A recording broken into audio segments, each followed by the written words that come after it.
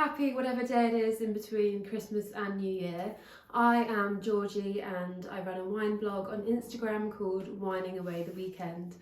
I thought that I could perhaps offer some suggestions for last minute New Year's Eve sparkling, but they're not strictly for New Year's Eve because if, like me, you're drinking well into January, then they may help in those dark, cold January days that we've got coming up. Support your local retailer when you can, but obviously sometimes they're shut, supermarkets are open a bit later for after work, that sort of thing. Anyway, let's crack on. The first one I'd like to talk about is Marks and Spencer's own sort of label.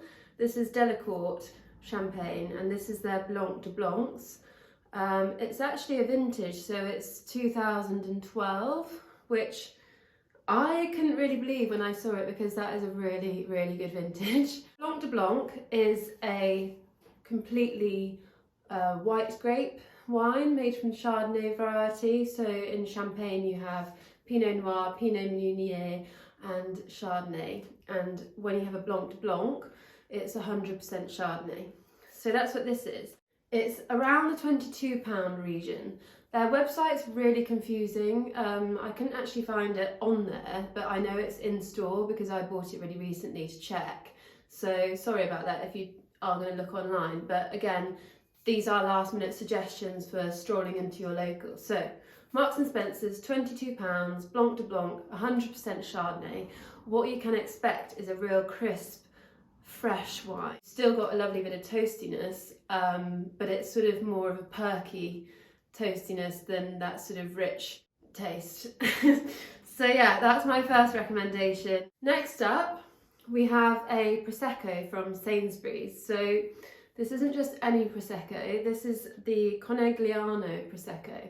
I was first introduced to this by a friend who actually works for Sainsbury's, and I was really surprised it was a DOCG rather than just your sort of standard DOC, and that it said Conegliano on it, which is an area which is recognised, which is why you get the extra G, G, and it just means that there's slightly higher level of quality of Glera grapes, which is the grape that makes Prosecco. It's the Conegliano Valdobbiadene area, which I have learnt all about thanks to a fantastic master of wine called Sarah Abbott. Under a tenner for a bottle this size, but it's really fun because you can also get it in a magnum size for £21. And bigger is better, you know, it's more fun. I'm really impressed by this. Really good Prosecco, not just, you know, headache inducing Prosecco that you can buy. Real solid offering from Sainsbury's. Now we're moving on to Waitrose, which I have told you before is my local, so does get a slight bias because it's easiest to get to and has a car park. And this is their Rosé Champagne. Pink wine, I think, always is like a little bit special. I don't know why, it just is. This is a really good offering. It's only £26.99 and all of the reviews you will come across are very positive. It's a really fantastic drop. Beautiful colour, it's not too pale, it's like a really lovely crisp red apple kind of colour. And yeah, beautiful wine that. Champagne Brut, so you're probably going to expect some Chardonnay and Pinot Noir. Slightly cheaper, £20.99.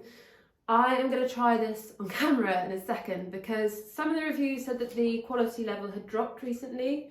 So I'm not sure if that's maybe people with COVID taste buds, there's only a handful, or whether it has. So I will try that in a second. There is a Crémant de Bourgogne at Waitrose at the minute. It has a really lovely label. I'll try and put a picture above me. And it's only £10.99 at the minute. It's 100% Chardonnay. It's such good value. I mean, it's essentially a Blanc de Blanc, just from a slightly different area in France, so they can't call it champagne, of course. Just try this one and see whether the quality has indeed dropped. Tip for opening champagne: twist the bottle, not the cork. Okay, no, it smells good. It does smell a tiny bit. So on the nose, weirdly, getting a bit of wet dog, which is not great.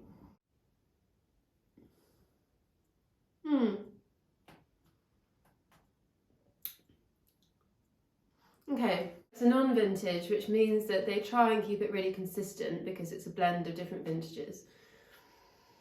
It does just smell of wet dog. That's so weird. Okay, maybe strike this one off the list. Cheers. It